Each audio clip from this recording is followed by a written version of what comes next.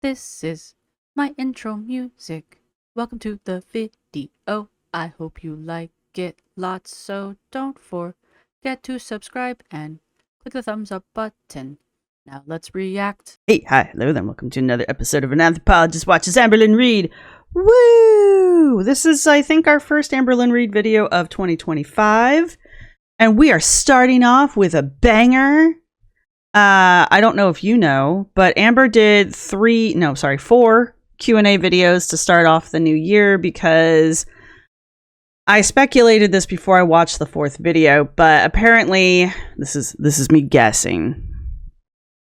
Apparently Amber and Tommy are meeting up for the next 10-ish days. So it turns out that Amber and Tommy are meeting up, and that is the motive behind Amber putting out pre-recorded stuff. Now, I don't have a problem with Amber pre-recording things. I really don't.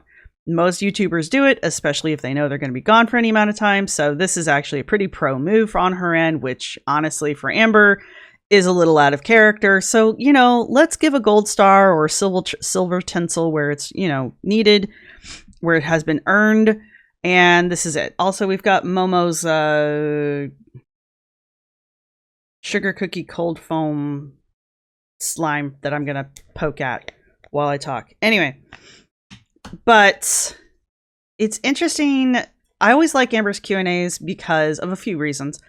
Amber always falls back on the Q&As when she runs out of material because she's gotten ahead of herself because she likes to, you know, record stuff a lot, like a week ahead of time. So when she finally gets caught up with herself, she likes to do the Q&As. And that's her way of creating filler content. The other thing she likes to do with the Q&As is like, oh my god, you guys, these are all real questions from real viewers that I really got on my real social media. And like one of the questions on here is, do you ride bike? Have you ever ridden a bike? Okay. So that kind of stuff. But it's because of those types of questions, it becomes very apparent that some of these questions are probably not actually from viewers. And just the way some of these questions get worded, it's very evident that these are not actually from viewers because we see Amber's comment section. We know what her audience looks like. Now, here's the thing. Could Amber have a very quiet and supportive fan club behind the scenes? Yes.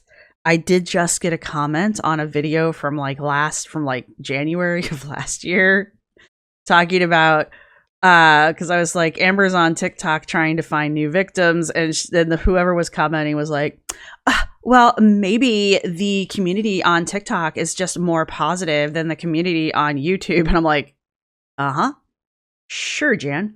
Anyway, so there are people who will stand up for Amber, or at least Amber has enough sock accounts to make it look like there are people who will stand up for her.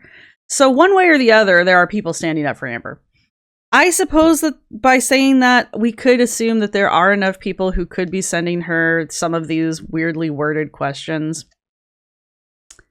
I just press X to doubt, and we'll get into it as to why as we come across these questions. Now, we have done this before in the past where we have looked at Robert Greene's 48 Laws of Power and compared Amber's forms of manipulation, especially during Q&A sessions, to Robert Greene's various laws of power, which are basically just forms of manipulation that one could use should one choose to, you know, try to turn the tides in one's favor, right? And depending on how good and successful you are at doing so will depend on how well you are received at it. Problem with Amber is she gets caught. And it's very easy to tell when Amber's trying to be manipulative. And the other problem is Amber could just straight start telling the truth from here on out. Like literally every word out of her mouth could be the God's truth from here on out. No one is going to believe her because she has such a terrible reputation and such a terrible record of not only lying, but admitting to the lies and also getting caught in the lies. So that's part of Amber's problem. And that's also another reason why her manipulation doesn't tend to work, is because there's enough people out here who are like not believing the lies that they question the manipulation and, or as she says, the manipulation, and so it falls flat. Does it not necessarily, does it work on other people? Yes, I always say this. The closer you are to her, I imagine the better the manipulation works. Just because it's harder to see the closer you are, right? You can't see the forest for the trees, or you can't see the trees for the forest, kind of a thing. So things like Mama Lynn and all of the family members. Do I believe Amber manipulates them? Yes. Do I also believe they are all enablers? Yes. So there's all of that. It's just that kind of a thing. Do I think she manipulated her last few girlfriends? Yes. Do I think she's manipulating Tommy? I don't know. I'm up in the air on that one. I really am. I'm not entirely sure on that. Probably. I don't know. Anyway, but we'll also get to that, I suppose. So we're going to be looking at the answers that Amber gives. Okay, we're going to be looking at the questions that Amber chose to ask or answer. And we will be looking at the answers that Amber gives to said questions. We will be comparing them to Robert Greene's 48 Laws of Power. And Robert Greene also wrote a book, The 33 Strategies of War. I will try to remember to put a citation for both of those books down in the description, if my brain will remind me. The 33 Strategies of War are... well, they're various strategies that one would apply if one were going to go into war. But the way Robert Greene writes them is, akin to how he did his 48 Laws of Power, where they are basically subtle forms of manipulation, psychological warfare, what have you, so that you can come out the victor in any situation, right? He's not actually talking about taking up arms and going out onto a battlefield and, stabbing your opponent with a spear. Might solve a few problems, but it's also going to create a few more. He's talking about proverbial war, so that's what we're going to be looking at. Amber, in this Q&A, in these 4 Q&As, declares war on reaction channels and on 2 reaction channels in general. I'm going to save the suspense for later. But if you've watched these, you already know who I'm talking about. Fidget. So I just thought it would be, because when I saw her going after the 2 reaction channels, I just thought it would be interesting to apply Robert Greene's principles of, or strategies of war to these questions. But also, not everything in here is Amber trying desperately to play psychological warfare with the reaction channels. Most of it is her desperately trying to control the narrative around her and her online persona. So anyway, without further ado, it was 8 minutes of preamble. I will have notes, so if you see my eyes drifting off to the side, I'm not falling asleep. Or am I? This video is the first part. It is from 7 days ago. Feeder allegations, living life at 600 pounds, and resenting Alexis, part 1. She's really good at the clickbait titles. I will give her that. She is a master of the clickbait title. So let's get into the first one. So start from here. hey guys, welcome to a new video. So this is part 1 of a 4-part series where I answer 100 of your questions, and I think it's questions I've never answered before, but who knows? Bullshit. I've been on YouTube for 11 years, so I don't really And I can't really remember everything that I've said because I don't bother to. remember what I've shared. So Because I've lied so much. I promised you guys that I would upload every other day, and I'm going to be super busy for the next 10 days or so, and I'm not going to be able to have time to edit my videos. I will still be filming though. So I am pre-recording in this moment. So I figured the best way to do that, to continue my schedule and to give you guys content, is to create this 4-part series. So going to the body language thing, which I know several of you don't like, but whatever. Amber is having a hard time making eye contact with the camera, if you'd noticed. I don't think that's because she's particularly being dishonest. These are very scripted. All 4 of these videos are incredibly scripted, and that becomes more and more apparent the further we get into the videos. So what's really happening here is not Amber's deceptiveness, because we'll get to that. But right now, this is really just Amber warming up to the Q&As. This is the rehearsed intro that she's had to it. She acts this way, and I think the first 2 videos. The second 2 videos, not so much, because she's preparing for battle in those 2 videos. But a lot of this does kind of come off as her deceptiveness, but she's not slipping into her zones. But she is doing the whole like shifty eye thing. She's doing a lot of blinking. She's doing a lot of nodding, but that's really because she's setting up the video. But she's doing it in a very rehearsed way. So it's coming off very, not insincere, very well rehearsed is, I guess, the word I'm looking for. Anyway, so there. I just felt like coming on to just mentioning that because we will kind of be talking more and more about her overall behavior as we go through this. So here we go. So since there are 100 questions, it is 25 questions per part. So let's get into the first one. So I just want to preface this that I got all of these questions on random social media platforms where I was like, you guys, I'm doing a Q&A on YouTube. Send me in your questions. AKA I wrote them all down for myself. All right. So the first one is, who are your top 5 artists on Spotify Wrapped this year? Okay. So like I said, these questions are not... No one asked you that. No one asked you this, like literally. But, all right, so going into this, Law 27 from the 48 Laws, play on people's need to believe it to create a cult-like following.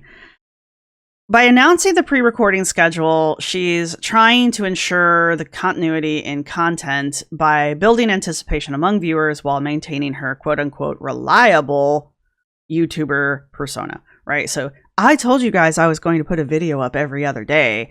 So here I am. I pre-recorded these videos to put up every other day. Again, like I said, I don't actually have a problem with it. It's just her announcing it this way. And she announces it, I think, in every video.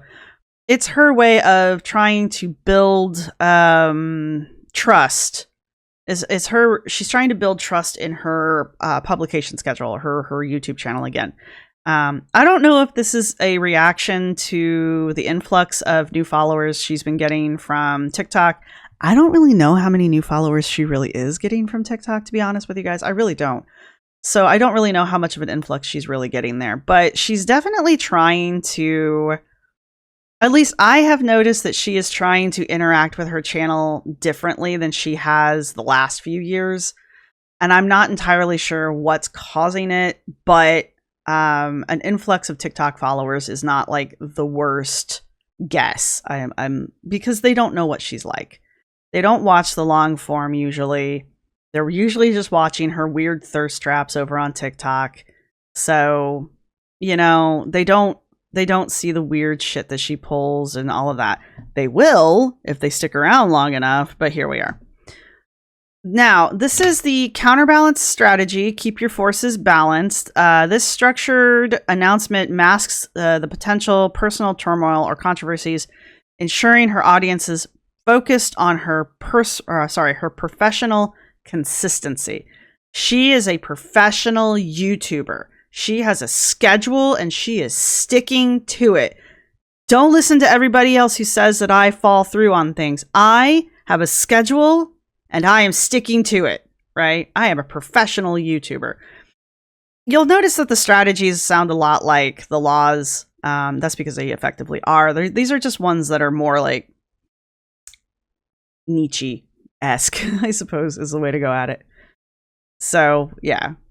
Billie Eilish was my number 1, which is not surprising. Second is Banks, also not surprising. Third is a band called Mansion Air, love them. Fourth, I am mildly tempted to look these up. Montel Fish, love him. His music is so good. The fifth one I'm so good. A little shocked by. It's The Weeknd. Why are we shocked by that? Why are we shocked? Mine are, what were they? Wavy, Stray Kids, ATZ. What were the other 2? They were kind of surprising. NTC, or yeah, NCT 127, and who is the? Oh, Enya. How often do you recommend that I wash my hair? So never. This question, I mean, it's so obvious why this question got picked. Amber is constantly, I mean, even right now, Amber is constantly accused of not taking care of her hair to the point where her hair is like permanently damaged. And to counter that, she's constantly like, oh my God, you guys, I just washed my hair. Oh my God, you guys, I just took a shower. Oh my God, you guys, my hair, blah, blah, blah, blah, blah, blah. So she's constantly talking about how she does take care of her hair when we can clearly see that she doesn't, or she doesn't take very good care of her hair. You know, I mean, I'm not sitting here saying I've got perfect hair, but anyway. There's two things Amber loves. Amber loves it when people turn to her for advice and they treat her like Big Sister Lynn, like, oh my God, Big Sister Lynn, I need advice for X, Y, and Z. Big Sister Lynn, tell me how to take care of my hair. And she's like, the other thing she loves is to be an expert. And, here, let me give you all of my advice that I can about how to take care of your hair. Those are the things Amber likes. And so this question not only allows her to be like, hey guys, I take care of my hair. It also allows her to be Big Sister Lynn, and it allows her to be Expert Lynn. So I am no hair doctor over here, but I do know that every hair is different, so I really don't know what to tell you. But I'm going to tell you things anyway. I have noticed that the healthiest hair is if you wash it just a couple times a week. Speaking of hair, I do get this question a lot. Would you ever cut your hair into a bob? Absolutely not. I totally did once and I loved it, and no one else liked it. It's not my style. I don't think it would look good on me. It looks good on other people, but that is not my thing. I love my hair long. That is how I've always loved it. In my early 20s, I did chop it all off. Oh my God. If I can find some photos, I'll post them here. But my hair was down to my butt. I went into the salon, literally just wanting a hair trim, and I left with my hair to my shoulders. That's not a bob. She really working those fat angles, ain't she?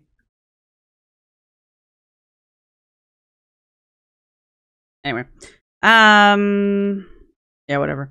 She's kind of unrecognizable, honestly.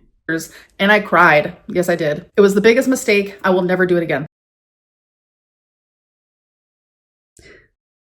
Okay, I don't believe you, but whatever. I don't believe that you accidentally got your hair cut all the way up to your shoulders. You went in with hair down to your ass. You said, I need a trim, and they trimmed it to your shoulders. Have you ever been to Disneyland? I have. I've been twice. Who asks you this question? Also, you've mentioned this story a million fucking times. Who is asking you this question? Both times I went, I was 17. So if you guys remember me sharing, my foster mom did pass away recently. And if you guys remember, my foster mom did pass away in October. I didn't mention it then because I was saving it for a time when I needed a distraction from something else. And lo and behold, it happens that my cat vanished mysteriously while I was in Wisconsin. So I decided that time that now was the perfect time to mention that my foster mom passed away. No, I didn't go to the funeral. Okay, Amby. This is one of those manipulation tactics that she does, where she tries to play the victim.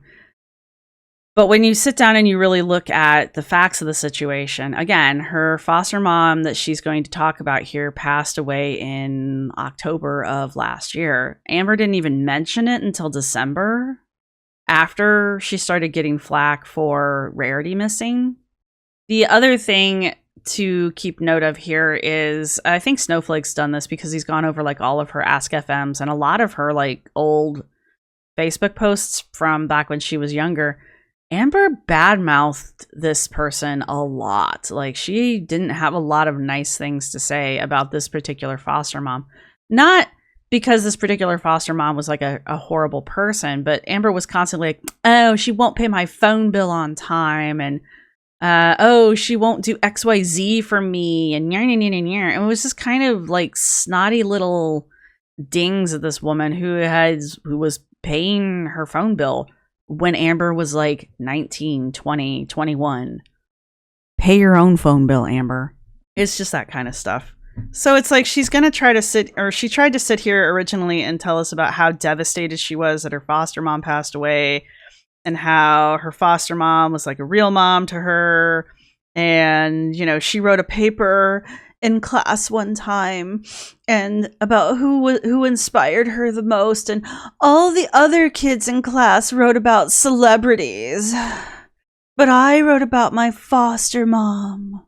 It's just like, it's so disingenuous.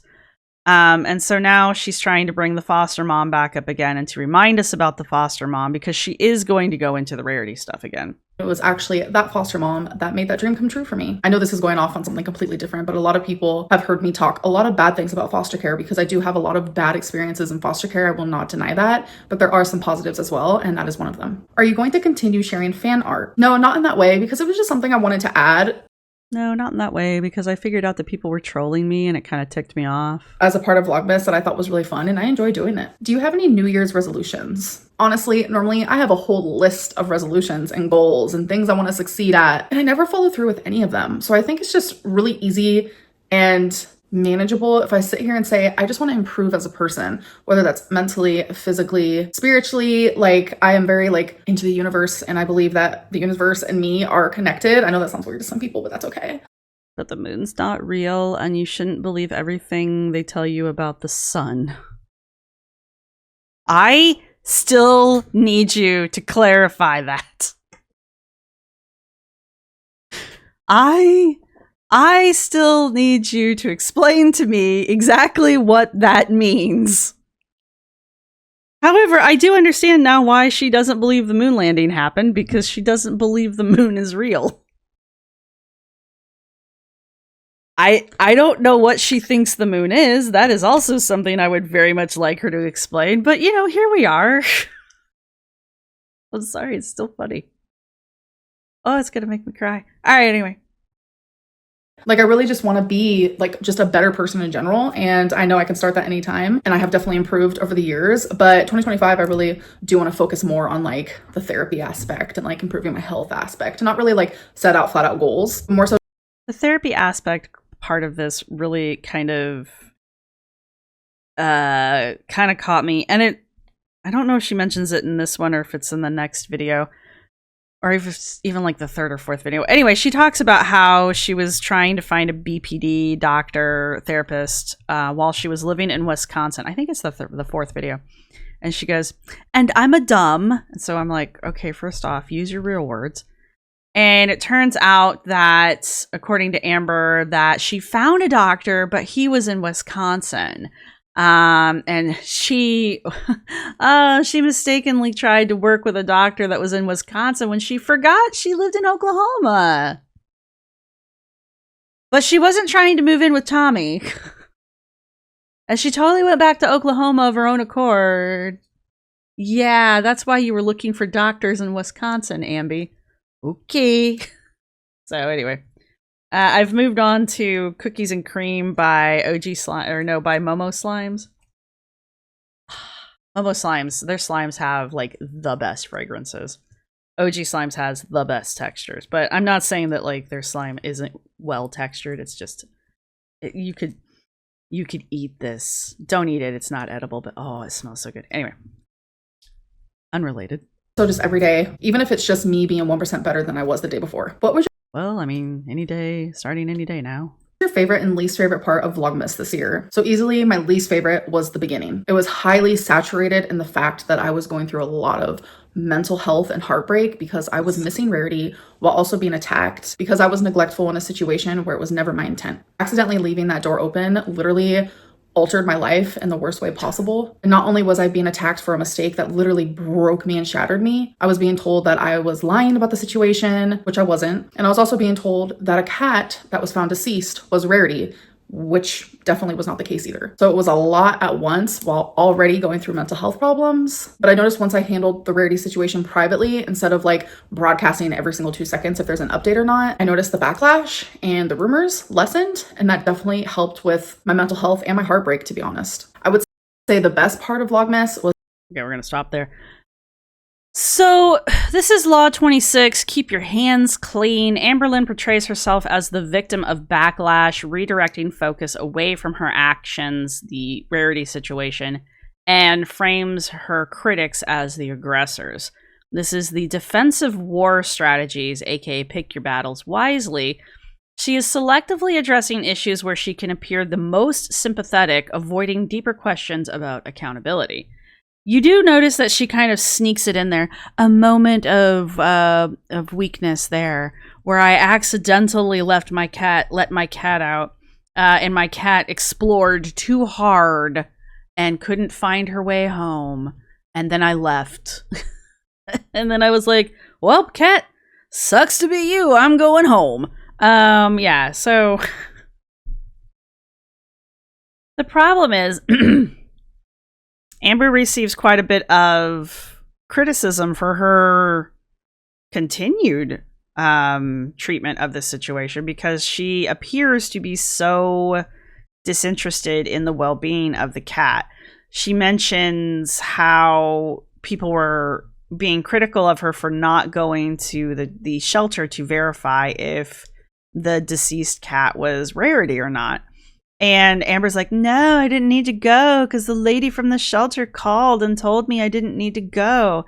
And a lot of people, myself included, pointed out, if that had been my animal and my cat had been missing for, I think at that point, over a week, and there was just the hint that there was a cat that might look like my cat at a shelter, you're damn right I'm going to go look. I don't care if the shelter calls and tells me it's not my cat. I need to verify that with my own 2 eyes. Amber's like, no, the lady called me and told me it wasn't my cat. Oh, what you gonna do? Oh, nah, don't need to go. And then she's like, I don't understand why everybody's so mad at me. It's like, because you don't care. And you keep sitting here telling us that you care and your heart's broken and blah, blah, blah, blah, and your world is shattered and nah, nah, nah, nah, nah. And yet you will not verify with your own 2 eyes if something is true or not. You're willing to let other people do it for you because you're either A, too effing lazy to go do it yourself, or B, you actually do not care if that cat is if that's Rarity or not. And the way you act and the way that you dismiss this whole thing routinely kind of goes back, kind of pulls back to the whole, you don't actually care. It comes off as you don't actually care. So, you know, she sits here and she acts all mystified as to why everybody's like, why don't you care more about your cat? And this is why people are mystified, because you're like, oh yeah, there was a cat that may or may not have been Rarity found at a shelter, but I didn't go verify if it was or not because I took the word of a complete stranger who's never seen my cat in real life before. Okay. But you didn't verify it with your own 2 eyes. No, didn't have to. Okay. Whatever. Was the fact that I completed it. And instead of letting my depression stop me from decorating for Christmas like it did last year, I said, screw that. We're going to decorate for Christmas because I feel like that'll actually help my mood. And it genuinely did. Have you ever had a boyfriend before? And this is another way that Amber is portraying herself as a victim, with the whole, oh, my mental health, oh, my depression, oh, my this, oh, my that. It was so bad, you guys. It was so awful. It was crippling. It was this. It was, I just could barely get out of bed. Oh, it was so awful. But I still managed to decorate for Christmas. So that was like the best part. That was the best part of Vlogmas. I thought you went to a Billie Eilish concert and that was like the highlight of your life. That wasn't the best part of Vlogmas. The best part of Vlogmas was that you were able to put some Christmas decorations up on your counters because you can't physically put your own Christmas tree up and nobody was going to do it for you. Anyway. Yes, I've had multiple boyfriends, but it was all like when I was a teenager and a kid, never as an adult. No. Have you ever?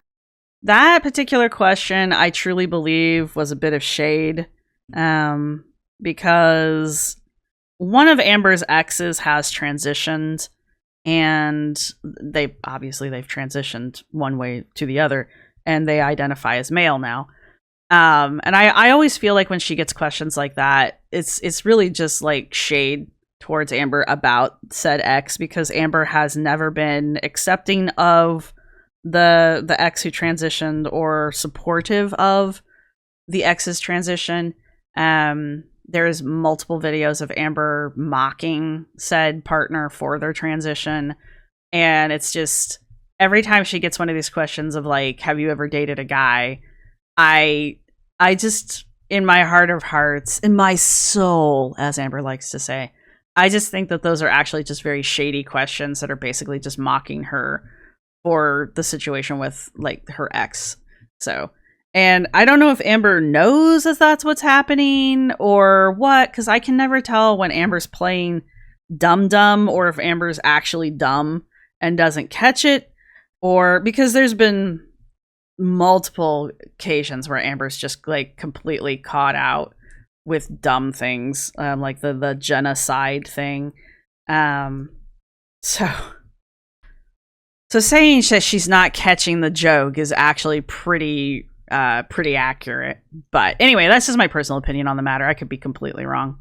Ever considered digital planning? No, never, because I really love physical planners. I love physically writing. For the longest, I was reading so many novels and I was reading like the physical books. And then people were like, you should try Kindle, you should try Kindle. So then in my brain, I was like, you know what, let me try Kindle, because there's like this cute little small Kindle that I ended up buying. I was like, it's so adorable. And I realized it's just not for me. I feel like some things for me, I just can't do technology based. That's reading and also, you know, planning. Those are things I just enjoy doing, like physically with a book, with a pen, etc., etc. Do you resent Alexis for bringing up the crumble cookie video? Honestly, no. It's really not that big of a deal to me. I'm an adult. I'm a sexual human being. I'm very sex positive, not a prude, pretty open book. So I don't really care, actually. Too open book. So this kind of falls under the dirty war strategy of turning the tables. She's countering the speculation of her and Alexis's relationship, clarifying the statement of, no, it doesn't bother me, and then following that up with the, I'm a sexual being, because she's redirecting the narrative in her favor. She's not bothered by it because why should she be bothered by it, you guys? Ha ha ha ha ha. So no, I'm not mad at Alexis, because why should I be mad at Alexis? Kind of a thing. But it's really just a strategy to kind of distract away from what actually was happening. Alexis didn't really have anything to do with the crumble cookie video being released, as far as we know. Actually, we have no idea who did it. We have speculation, but we don't really know who did it. But we do know, according to Jordy, and this is just a he said, she said thing, but according to Jordy, when Alexis was on the dark side of Hater Nation, she had offered to send a copy of the crumble cookie video to Jordy, and Jordy had at the time said, no, I don't want that. And so that never happened. So Alexis could have dropped the video at that time and did not, but Alexis did bring the video's existence to the attention of Hater Nation. So that would be why people are like, why are you mad at Alexis for bringing up the crumble cookie video? Now, Amber, as a way of deflecting from it, and as a way of controlling the situation, is like, no, I'm not mad about people knowing about the crumble cookie video. I'm an adult and I'm a desirable person. And when you have a long distance relationship with another adult, you have to find ways to spice it up. So it's just her way of turning the situation around so that she has control over it, so that she isn't the victim in the situation, even though later on, well, earlier and later on, she will try to play victim with the same sort of situation. Anyway, onward. What I care about is people behind my back being creepy and sending it to reaction channels. Now that's weird. And I'm very glad that Alexis never did that. What moment in the last couple of years? But Alexis offered to do it. Alexis didn't do it because of lack of opportunity. Alexis tried to do it, according to Jordy, and was denied the ability to do it. So that's one of the, that's why everybody are like, but what's your opinion on the situation? Anyway. Years made you grow the most as a person? Living alone. Absolutely. The first time I ever lived alone was when I was 32. And I'm now 34. I'm telling you, I genuinely believed in my soul for a majority of my life that I had to live with someone, that that's the only way I was going to be happy, because I was always scared to be alone. But you guys, I'm telling you, I thrive when I live by myself. I absolutely love it. And it's helped me grow as a person 100%. If you could go back. Her living alone by herself from the age of 32. Her birthday's in December, by the way. December 27th. She moved October, I think she moved in October the 1st. of 2023. So she lived by herself as a 32-year-old for like 2 months. During that time, she stalked her ex-girlfriend, who was supposed to, I think, to have moved in with her originally was the plan. So she stalked her ex-girlfriend after she moved in by herself. She then proceeded to have several women that she had on the wings that she was attempting to get one of them to move in with her. Finally, Amber thought she had convinced this married woman to leave her wife and move in with her in August of 2024. So she had been planning to not be living by herself. And Amber herself had made noises about that, about not living by herself by August of 2024. And then sometime before, it was either, how long was she in Wisconsin again? She was in Wisconsin for like months. Anyway, but that's my point. She was in Wisconsin for months. So she basically lived with Tommy for almost 3 months or something crazy like that. So I would not qualify that as living by yourself anymore. So during that entire time where she's like, oh my God, you guys, I thrive while I'm living by myself. You were stalking your ex. You were desperately trying to find someone else to move in with you. You thought you had found someone else to move in with you. And when that fell through, you immediately latched onto someone else who basically let you move in with them temporarily. And we still don't know why exactly you've moved back to Oklahoma from Wisconsin. So, I mean, we can speculate, but we don't really know why you're here and not in Wisconsin still. So, there's that. So, no one believes your story of you thrive while living by yourself. But this is the guerrilla war strategy, live to fight another day. By appearing to embrace solitude, she's trying to show that she's navigating her personal challenges and trying to avoid unnecessary dependence on others. The problem is Amber is incredibly dependent on others. Amber can't drive by herself. You will notice in any of Amber's videos since she moved to Oklahoma, there's no pictures on her walls. I mentioned she didn't put any trees up, and she has several trees. She didn't put any of them up this year. She has nothing on her walls. She had a mirror that's a hanging mirror, and she just has it sitting on the floor, and she's like, oh my God, I think it just looks so much better there. Amber cannot hang things herself because she's 600 pounds. She can't get on a step stool and balance to put a nail in the wall or even like a little strip on the wall so that she could hang something. And there's literally nobody apparently in her group that's willing to come and hang things on the wall for her. Same thing with the tree. Amber can't balance well enough or long enough to put a tree up. And so she's reliant on other people to do it for her, which she apparently doesn't have anybody in her circle that was willing to do that for her. We go back to Amber can't drive. She can't even go get her own groceries for herself. So she's reliant on her mother to come get her and drive her places. She's mentioned getting an Uber once since she's moved to Oklahoma. She does use the delivery services quite a bit to get food specifically, but not groceries.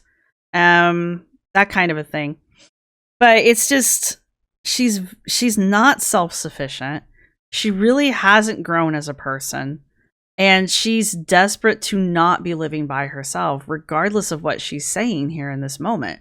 Her actions and her behavior all year, from the moment she moved in till now, have all been counter to what she just got done saying.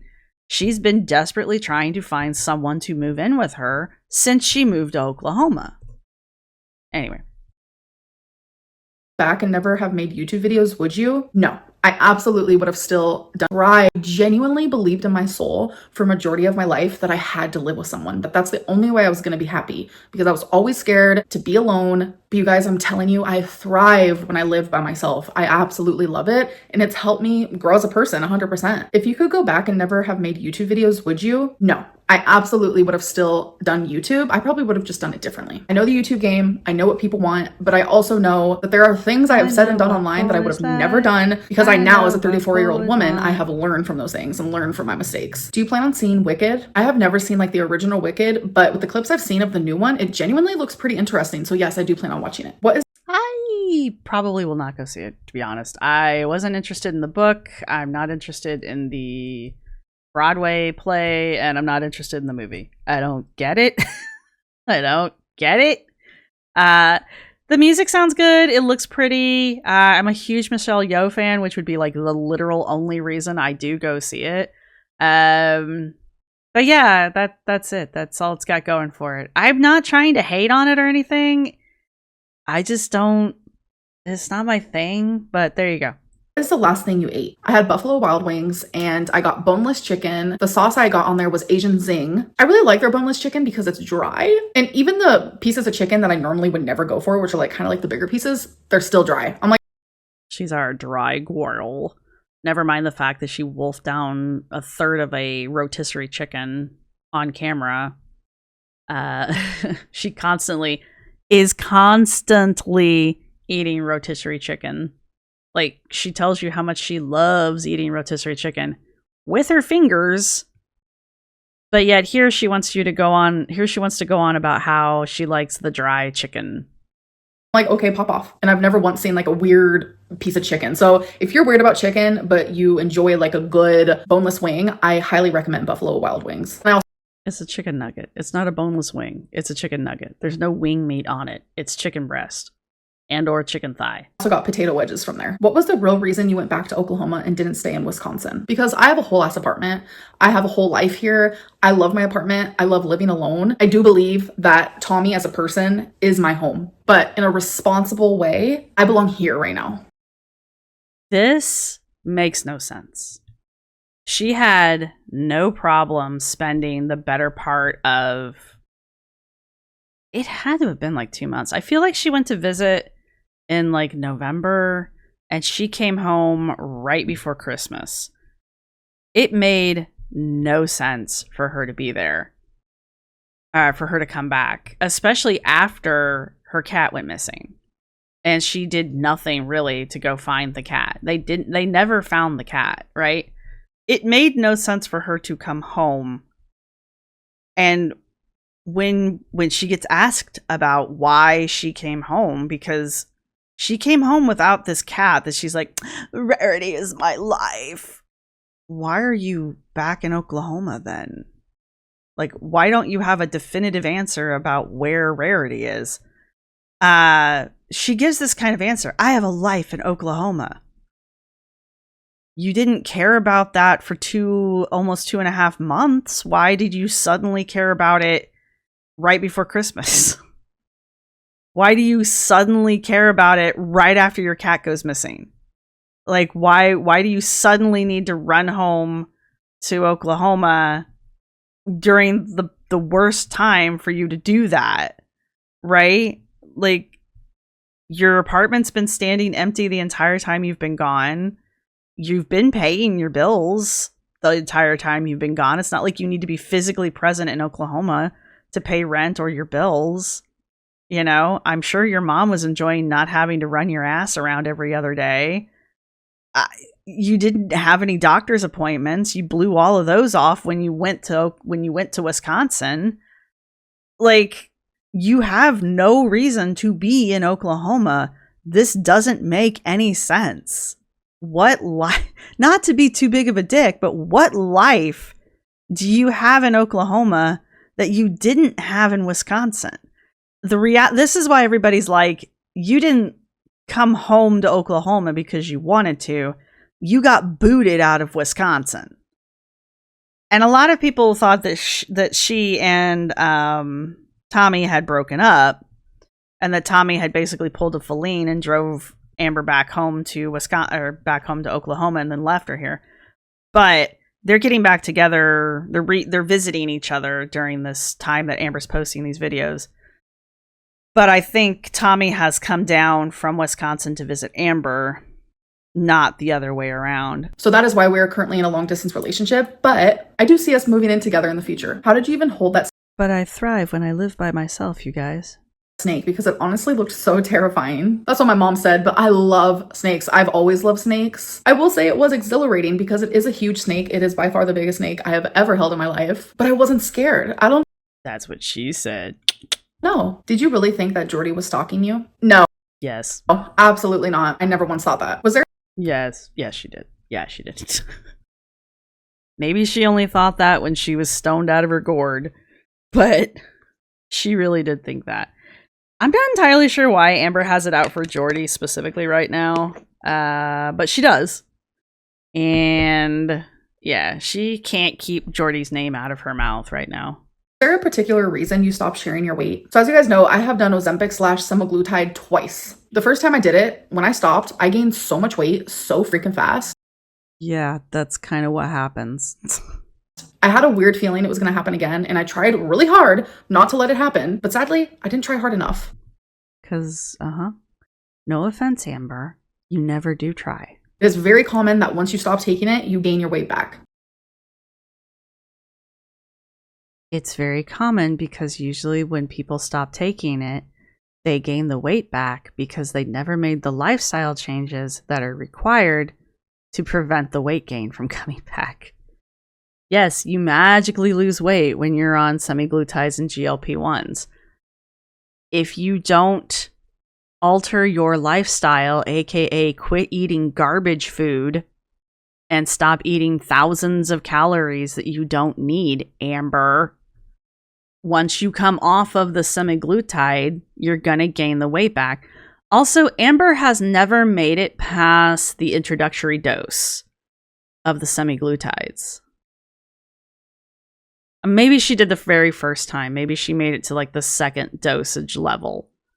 But she's never made it to a full dose of semaglutide. So she has no idea. Anyway. But, you know, she's an expert on semaglutides. Someone in the comments section has mentioned that the semaglutide and the GLP-1 has turned into Amber's new Weight Watchers. And if you've watched Amber for any length of time, you'll notice the pattern of whenever Amber has a failed diet or a failed fad diet and she gets tired of getting flack for gaining weight, she'll jump back onto Weight Watchers and she'll do Weight Watchers for like 3 days and then we'll never hear about it again, basically. So now it looks like instead of falling back to Weight Watchers, Amber's going to start going back on GLP-1s and semaglutides. It'll be interesting to me what happens when she runs out of med spas to go to because she's not using the same med spa she's used in the past. So what's going to happen when she runs out of places to get her drugs from? But I mean, I guess she still has many, many resources that she hasn't exhausted there yet. So normally I wouldn't have cared to share that because I've always shared that. But then all of a sudden, all of these rumors about my girlfriend were happening that were not true because that is not the way our relationship is. Says the girl who made a video of her seductively eating a cookie because that was how you quote unquote spice up your smeg life with your long distance partner. Also, look, man, if you don't believe Tommy's a feeder, I don't know what to tell you. She follows feeder sites. She's on feeder sites. She's met past girlfriends and past potential girlfriends on feeder sites. Like, Tommy's a feeder. I knew that if I came on here and said, I'm gaining weight because that's how the cookie crumbles, no pun intended, Totally pun intended. And it wasn't funny. people would automatically blame her when ultimately it was my doing and it's the pattern that I've had my whole life. She is correct. She has always had this pattern. She's not wrong. She gained a whole lot of weight really fast when she started dating Tommy, which is, I think, why she's going back on the semaglutides again, because I think she scared herself a little bit. So she's not wrong there, but the thing is like her weight gain really accelerated when her and Tommy got together, especially after their first meeting with each other. And people blame Tommy anyway. So I don't know what you thought you were doing by not sharing your weight. People could see that you were gaining it, and they still blame Tommy. Like, I didn't blame Tommy off the bat, and I'm still not blaming Tommy. Tommy's a feeder, but I'm not blaming Tommy for your weight gain. You just gain weight. That's just what you do. You're never not going to be under 500 pounds. You're just not. And give it another few years, and you'll never not be under 600 pounds again. Like, especially if you continue dating Tommy. So that's just the thing. People are going to blame Tommy for your weight gain regardless. So what do you care? Like, this is the thing that I've never understood about her. What do you care? They're going to do it one way or the other. Since I was literally like 10 years old when I had my first diet. It was just easier for me. Was it 10 or 11? Were you 10 or were you 11? Not to share those things anymore. I want to protect and cherish the people in my life that I care about. This time, instead of exploiting them, now I want to cherish them. The rumors about Tommy are not true. So this is law number 20. Do not commit to anyone. Amberlynn maintains ambiguity.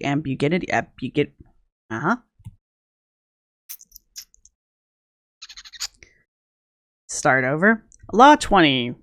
Do not commit to anyone. Amber plays down her relationship with Tommy and downplays the accusations of feeding behavior.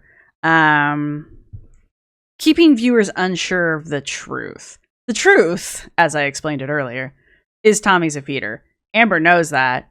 I don't think anybody should be shocked that Amber knows that. Amber's dating Tommy because Tommy's a feeder. Amber likes this aspect of Tommy. She's not naive in this aspect. But this is also the guerrilla war strategy of attacking in unexpected ways.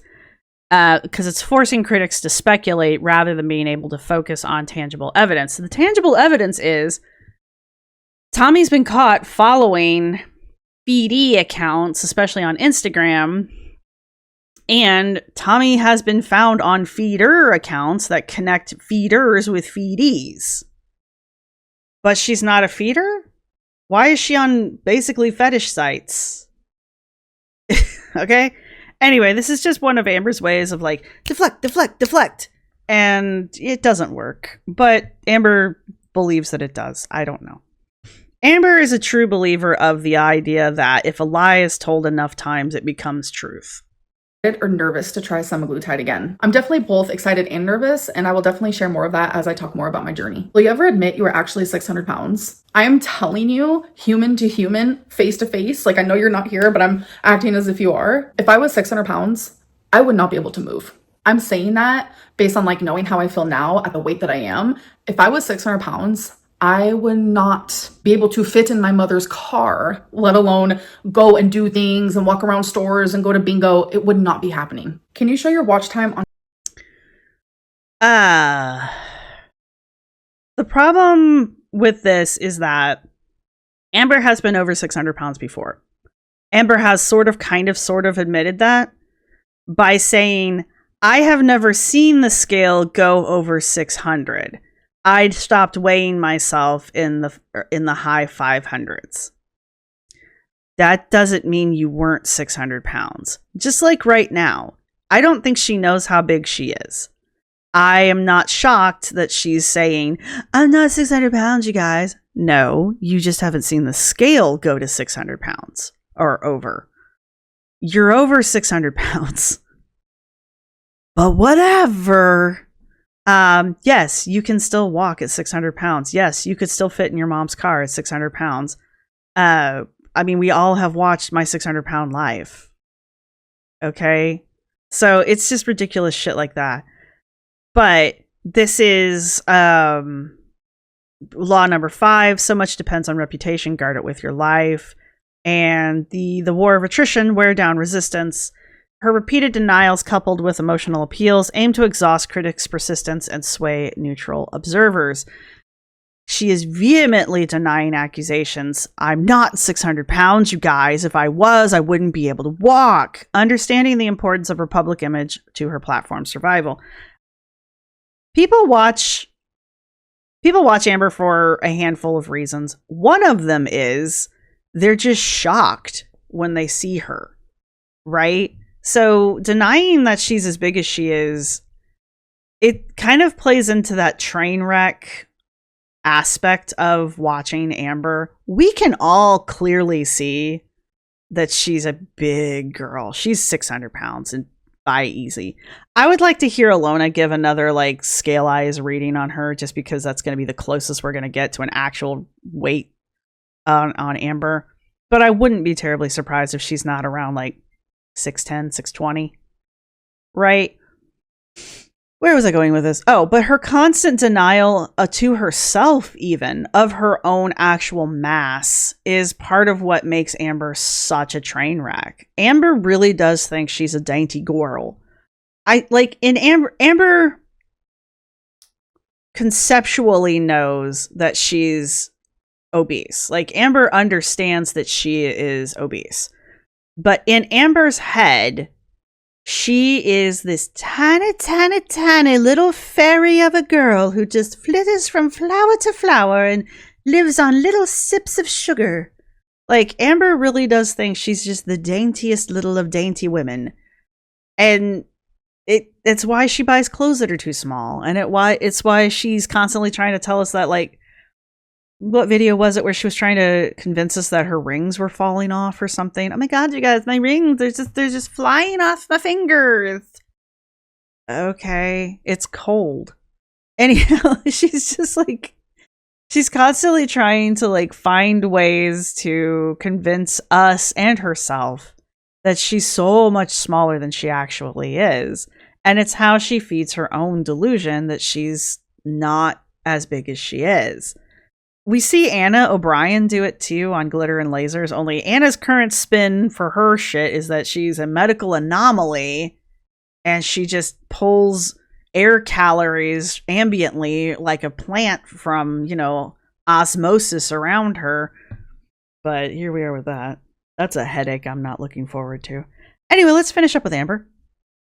On TikTok and Instagram? Sure. When someone asked this question, I screenshotted it just so I could remember because my memory is shit. I don't really go on TikTok and Instagram, as you can see. It does show on Friday that I was on TikTok for a bit more than usual. It's because I was gathering these questions. Oh my god. You do know that there's computer. You can get on both of these via the computer, right? That this is just your phone. Okay, whatever. What has been the hardest part to overcome with having BPD? A lot. And I don't know if I've actually overcome any of it. First off, I don't believe you've been diagnosed. Secondly, if you have been diagnosed, no, you haven't overcome shit. I'm kind of going to rewrite the question so that you can lie your ass through it. Let's go, bitch. And ask it as if, like, what's the hardest part about having BPD? Yes. Tell me the hardest part about having BPD, you non-BPD having wench. Alright. Discussions of BPD. I do not believe Amber is formally diagnosed with having BPD. I think Amber has decided that it is the disorder du jour for her to have right now because it allows her to blame her abusive behavior on a medical diagnosis and thereby absolves her of any kind of agency over her shitty behavior. So this falls under Law 17, keep others suspended in terror. Cultivate an air of unpredictability. By describing extreme emotional swings and unpredictable behavior, Amber leverages an exaggerated portrayal of BPD to excuse problematic interactions. An exaggerated portrayal of BPD.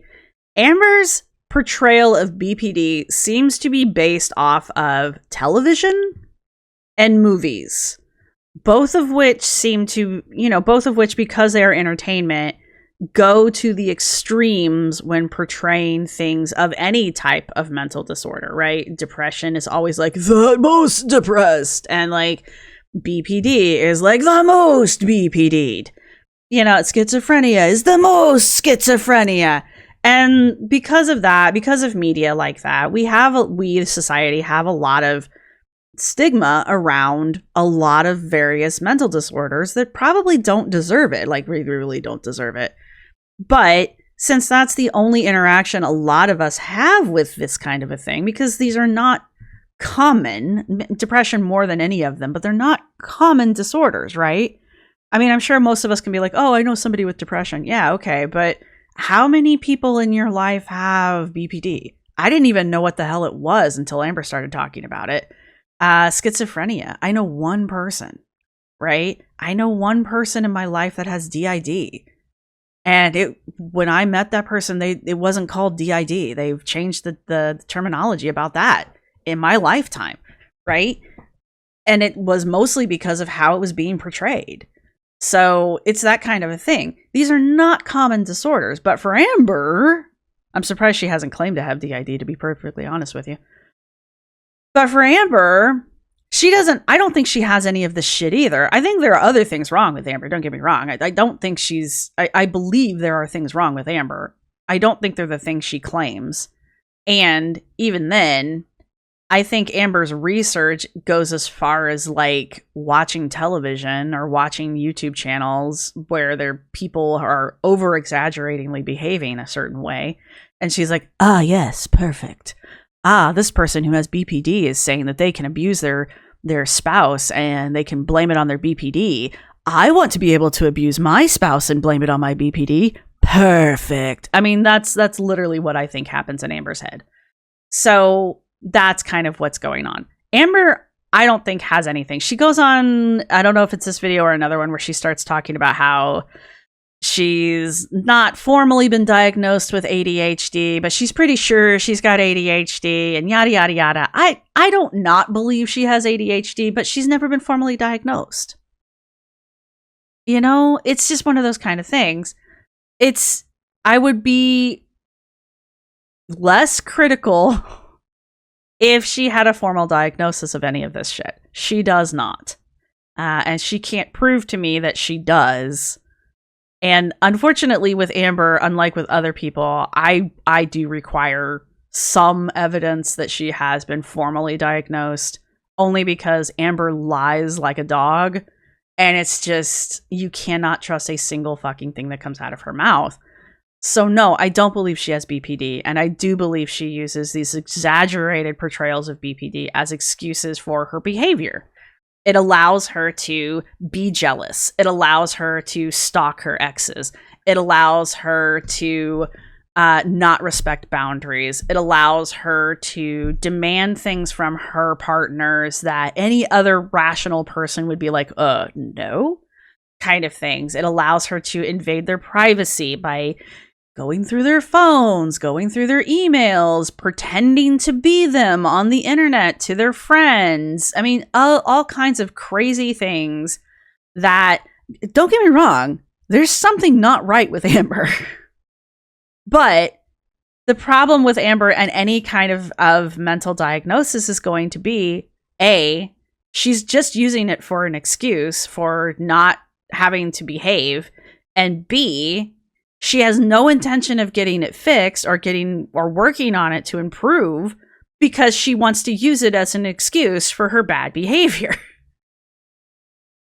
Let's see. This is also the dirty war strategy of turning the tables. She uses her use of BPD as a justification, shifts responsibility away from her to the disorder, disarming critics while maintaining plausible deniability about her actions. Amber loves to do the whole, my mentals, you guys. Oh, it's just so hard. You've no idea what it's like to be me. Oh, it's the worst. Oh, I have so many problems, you guys. Oh, it was so much effort for me to decorate for Christmas. Oh, God. All right, Amber loves to pull that card, but as you will see later in the Q&A, she will not give that same grace to other people. She specifically, I know spoilers, specifically goes after Zachary Michael in the fourth part of this. And she goes after his mentals, claiming, going after him and his depression. And it's just a complete wench about it. But God forbid you not admit, you're not like, oh my God, Amber, you're so strong for pushing through with your mentals. Oh my God. You're just totally like, you're so strong. I just don't know how you do it. I don't know how you wake up every day and you just face your haters and the world at large with all of the things that you have wrong with yourself. I just don't know how you do it. She wants that level of praise.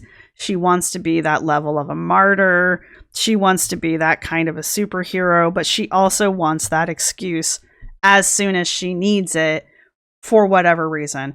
Oh, I didn't go do the thing I needed to go do because I just was so depressed, you guys. Oh, the binge monster came out and I yelled at my girlfriend and maybe possibly physically assaulted her because she wouldn't go get me food. But it was my mentals, you guys. It was actually my BPD. It's okay. Look, people have problems wrong with them. It's not an excuse to be an asshole. But Amber wants to use it as an excuse to be an asshole, which is why I'm so incredibly critical of her. Anyway, next. It's the fact that you cannot regulate your emotions. Sometimes it feels physically impossible. Like during a BPD episode, which are actually sometimes called BPD tantrums. And there's a creator called Nerfy who also suffers from BPD and is in therapy for said BPD. Nerfy's done many videos about BPD. I'll see if I can't find a couple of the more poignant ones to put down in the description down below. I really highly recommend people going and watching it. But I think Nerfy's videos are a lot better of a example of how someone with BPD navigates the world, especially someone who is especially someone who is getting help with their BPD. And I watch Nerfy pretty regularly, and I know every time she watches it, because she does a lot of lives, and I know every time Amber goes on about her BPD, like, Nerfy just, like, goes through the screen after her, because literally nothing Amber says about BPD seems to be accurate. Because Nerfy's not the only person in my audience who has the BPD, and almost every time Amber talks about her BPD, the people in my audience who have it speak up, and they're like, no. Nerfy's almost always like, no. So, and I see people in Amber's comments constantly who are like, no. And she's even been called out by Alexis, who apparently also has BPD. So I wonder where Amber got her BPD diagnosis from, because Amber likes to steal other people's diagnoses. So even Alexis has called Amber out for not actually doing BPD things, but calling them BPD, even though it's not. So Amber's, like, as usual, the least reliable source on what is and isn't BPD. So Amber's going to go on to this discussion about BPD tantrums and shit like that. I would not trust anything she's about to say, is where I was going with this. And that's not like in a rude way or whatever. It sounds rude because it's like tantrum. Like, calm down now. Like, I'm not throwing a tantrum, but that is just what it's called. So during those episodes, my rational self is still in here. She is like, I've literally never heard anyone else who has BPD refer to anything as a BPD tantrum, which just makes me assume it's not called a BPD tantrum. Maybe it is, but I'm just going to go off of no one else that I know who has it has ever called it that. So I'm going to guess it's not actually called that, and Amber's just being Amber. Like, screaming at me, Amberlynn, stop. Amberlynn, calm down. Amberlynn, it's going to be okay. Regulating those emotions and calming down, it literally feels like someone is telling you, you have to travel outside into space, and I want you to carry the world on your shoulders. That's not possible. It truly feels impossible to regulate your emotions. And I'm fully aware that DBT therapy can help with that. But I have absolutely no intention of going and doing that, because I know it could help with it. And then I wouldn't have an excuse anymore for acting like a complete and total C-word. So another answer I have is having BPD makes everything feel more extreme than the average. Like, the average person, they would... Okay, first off, if Amber's always had BPD, which is her claim, how do you know what average is? How do you know what difficulty average is? You don't know. You've never been quote unquote average. So how do you know? Anyway, secondly, again, Amber's just full of shit. And I just want to keep reiterating that for people who may have somehow stumbled onto my video and you're new to the Amberverse. You really just need to know. Amber's full of shit, and she is the last person you need to be going to for any sort of information about any mental thing, anything, even happiness. Don't go to Amber about that. Say, yeah, I feel happy. Well, when we're happy, people with BPD, it feels euphoric. A regular person would feel angry. Us, we feel burning rage. A regular person feels sad. We literally feel like we're mourning the death of someone we have loved our entire lives. Everything feels so strong and like we're sensitive to like everything. I have heard Nerfy discuss their extreme emotional states. However, Nerfy's extreme emotional states seem to have some form of a trigger to them. It's not just ambiently, they are constantly in an extreme emotional state. And if you are also someone who has BPD and you feel comfortable discussing it in my comment section, I am curious. Do you truly walk through life in a constant state of extreme emotional instability? Or is there typically some kind of a trigger event that sets you off? Like most people. I'm not trying to downplay the BPD part of it, but most people are coasting along at normal, if we will. Something happens and we're either happy or we're angry or we're sad or we're, I don't know, what other emotions are there? Euphoric. I don't know. But like most people do not walk around in any kind of ambient emotional state. We're all mostly just like, yep, I exist. Here I am. Do, do, do, do, do. And then you stub your toe and you're like, oh God, you know, kind of a thing. I am assuming for BPD people, when you stub your toe, you're like going to take the chair out for reals, as opposed to just going to cuss at said chair. But like, Amber's trying to make it sound like she is always in some kind of elevated emotional state that she has no control over. Anyway. So our moods switch really quickly. Like a lot of people get bipolar and borderline personality disorder mixed up because... And it's really important that you know up until what? Was it 2023 she decided she had BPD? Amber told everybody she had bipolar, that she called BPD because she was calling bipolar disorder BPD because she didn't realize that bipolar was one word. Because we both have mood shifts. Which only further proves that she was never actually diagnosed with bipolar either.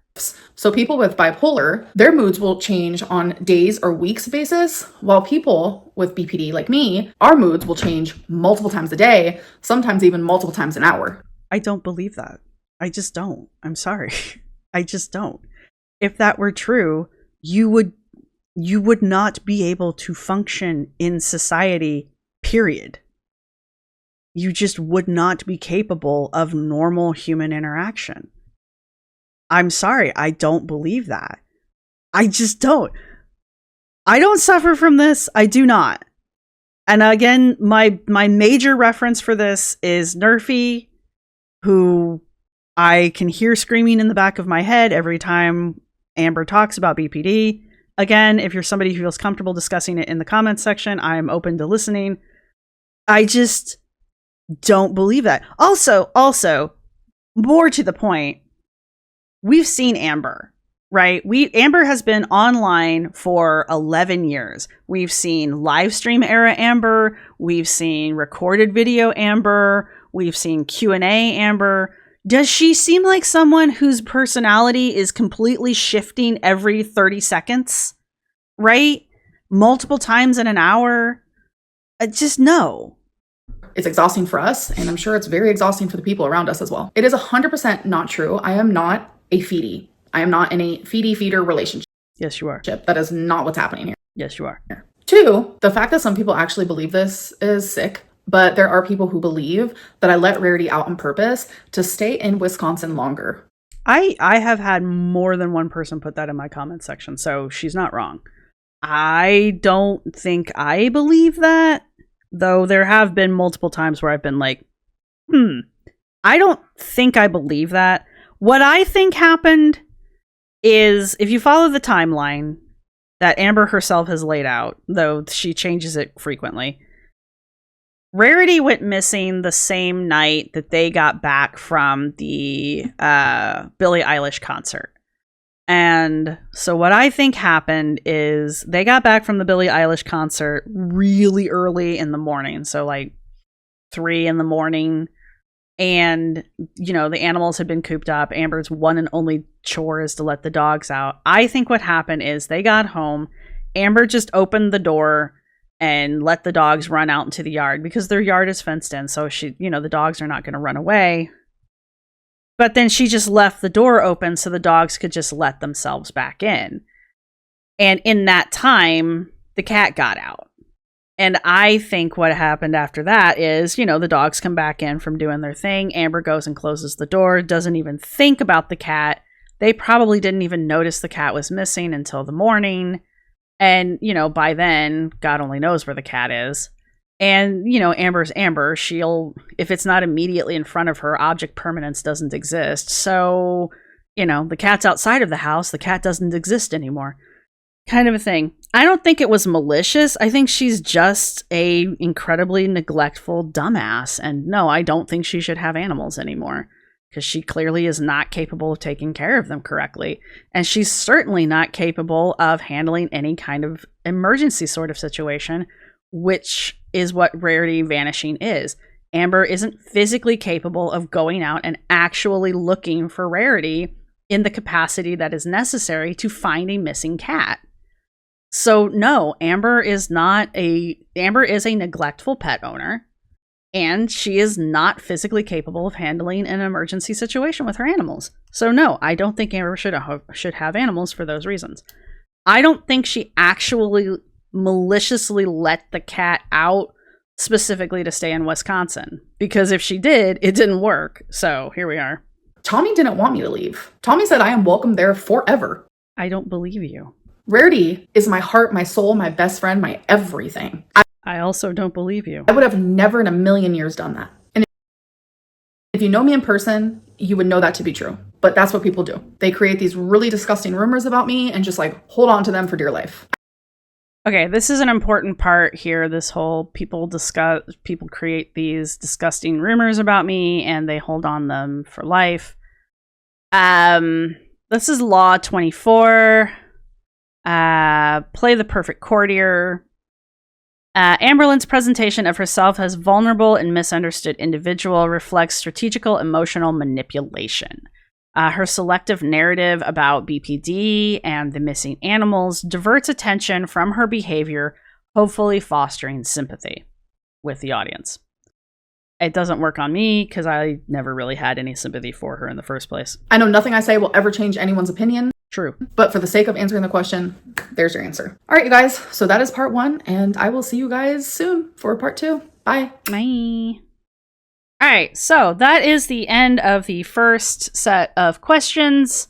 We're going to do this exact same format with the next 4 of these, so I hope you guys are enjoying them. If you're not, you only have 3 more videos to suffer through. Do send love to my editor, who's going to have to somehow make a coherent video out of this. Apologies. And yeah. If you've made it this far in the video, go ahead and leave a... Do they have like a little Roman war helmet? Because I think that would be funny. If not, leave some kind of like Roman-esque, Roman or Greek emoji down in the comment section. Get creative. Let me know what you guys think. Are you enjoying this kind of a format? I know some of you have picked up the 48 Laws of Power since I started talking about it. Have you read it all the way through? I know I haven't. I've skimmed it several times. Are you going to pick up the Strategies of War? That would be amazing. Maybe we should do like a book club or something. I don't know. I might be biting off more than I can chew with that one. But let me know what you guys think in the comments section down below. Strategic breakdowns. Amberlynn employs strategies rooted in manipulation, emotional appeal, and selective storytelling. So she tries deflection and emotional appeals. She reframes criticism and allegations as baseless attacks, leveraging her perceived vulnerabilities to shield herself. I can read. She maintains ambiguity. I'm not even going to try to repronounce that. Just, correct me down below, whatever. She keeps these statements vague about personal relationships and incidents, and that allows her to avoid being definitive and avoids accountability while being able to control the narrative. And she also attempts to manipulate public sympathy by exaggerated portrayals of things like BPD and shifting focus away from her behavior to her struggles, trying to foster a sympathetic audience around her. Does it work? Let me know. I don't think it does in particular, but I could be wrong. Maybe some of you are falling for it. I don't know. I do get in a random comment here and there. But again, your emoji is going to be like a Roman helmet or something Greek or Roman down in the comments section. Let me know what you guys think down below. And that's all I've got for you guys. I will see you in the next one of these. Bye. This is my outro music. You can't copyright strike me because it's just me singing. This is my outro music. Thank you for watching. See you next time.